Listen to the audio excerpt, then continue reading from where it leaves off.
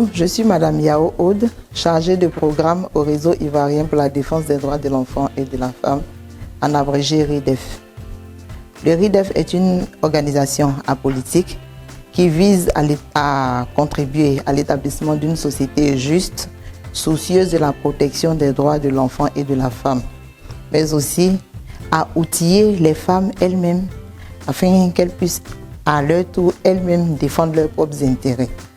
Alors, les thématiques sur lesquelles nous travaillons principalement sont l'éducation de la jeune fille en milieu rural, la lutte contre les VBG et l'autonomisation de la femme.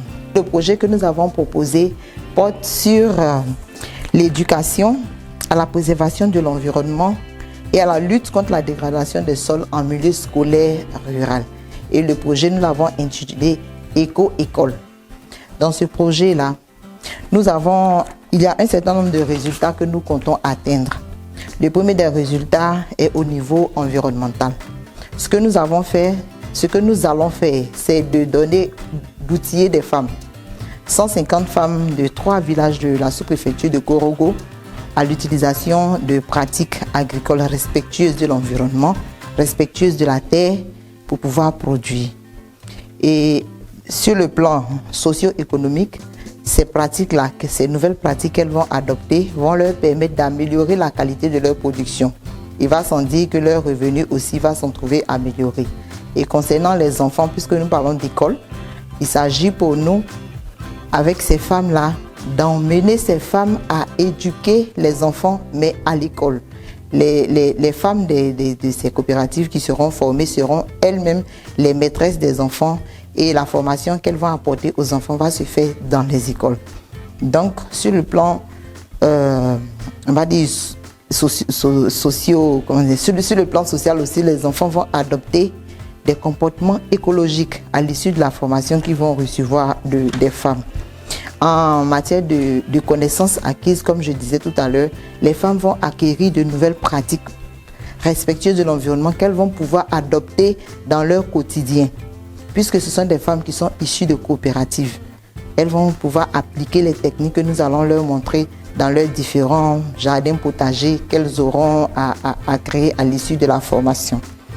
Pour ce qui est de la gestion du savoir, nous mettons un point d'honneur sur la pratique de ce que nous leur apprendrons. Ce qu'elles vont apprendre, elles vont devoir l'appliquer. Et elles vont le faire pas toutes seules, mais elles vont le faire accompagnées par des personnes qui seront désignées justement par l'organisation à cet effet-là. En matière d'innovation, puisque nous sommes avec le FEM, dans le cadre des projets du FEM, c'est l'une des choses qui leur tient à cœur, l'innovation des projets. Ici, dans le cadre de notre projet, l'innovation porte sur la transmission du savoir.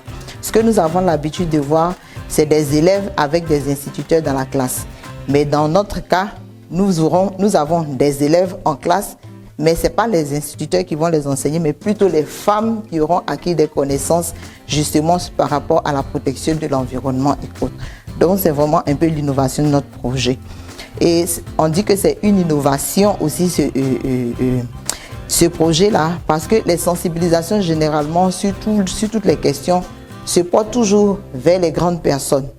C'est les grandes personnes qui sont sensibilisées, c'est les cultivateurs, les producteurs qui sont sensibilisés. Mais dans notre cas, c'est plutôt les enfants qui sont sensibilisés justement pour que ce que nous voulons leur inculquer soit durable. Les enfants apprennent quand ils sont tout petits et c'est les valeurs qu'ils apprennent, qu'ils acquièrent quand ils sont petits, qu'ils développent quand ils sont grands, quand ils sont des responsables. C'est ces mêmes valeurs-là qu'ils gardent.